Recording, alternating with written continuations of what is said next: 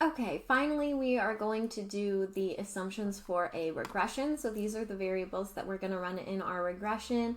And then the assumptions for a regression are that all the variables are normally distributed, all the variables are linearly related, so the y variables and the x variables are linearly related.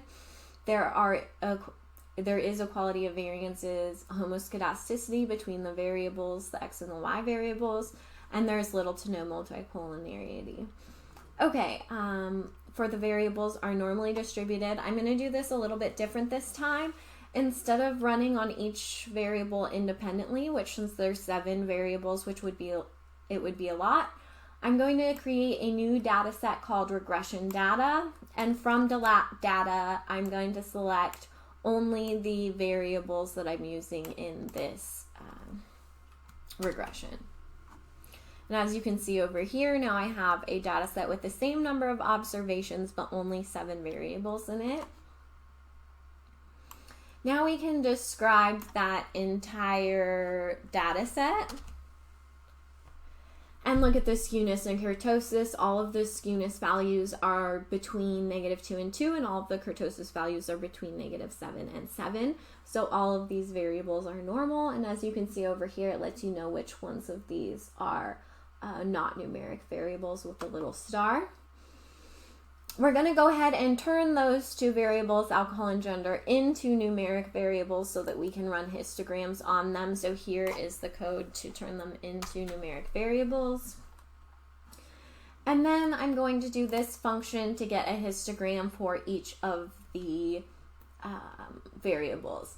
lapply is a wrap function that's going to do, it tells it to do it to numerous variables. We want it to wrap through the regression data set, variables in the regression data set. The function of x that we want it to run on each of these things is the histogram of x.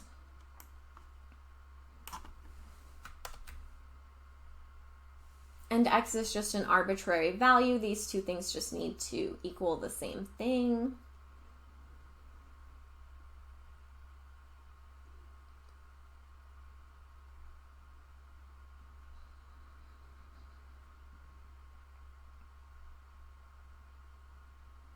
And then what you get is a bunch of different histograms of all of your variables in order. And they all look pretty normal. Okay, so are all the variables linearly related, and is there homoscedasticity between the variables? So for this, we're going to look at the scatter plots again, and we want the relationship to look straight, not curved, and be roughly rectangular or have equal spread, not be triangle or funnel shaped.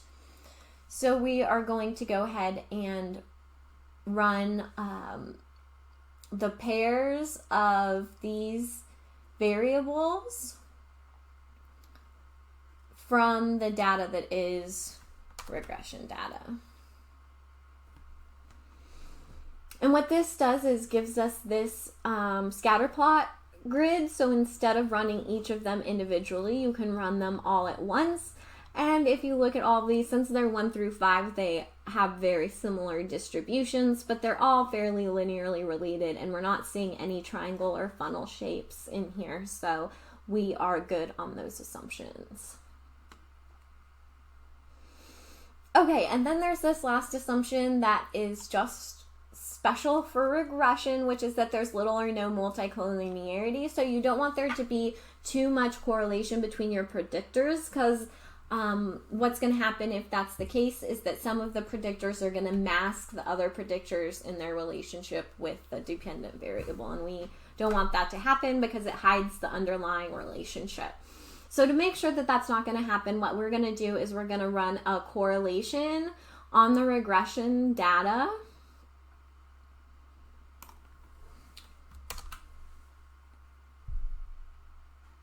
And it gives us a correlation table. So as you can see at the crosses, it's age versus age, which would be 1.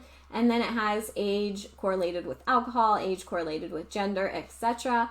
And you don't want any of the values in this table to be above 0.9. And these are all very, very small. They don't even get close to that. So we are good there.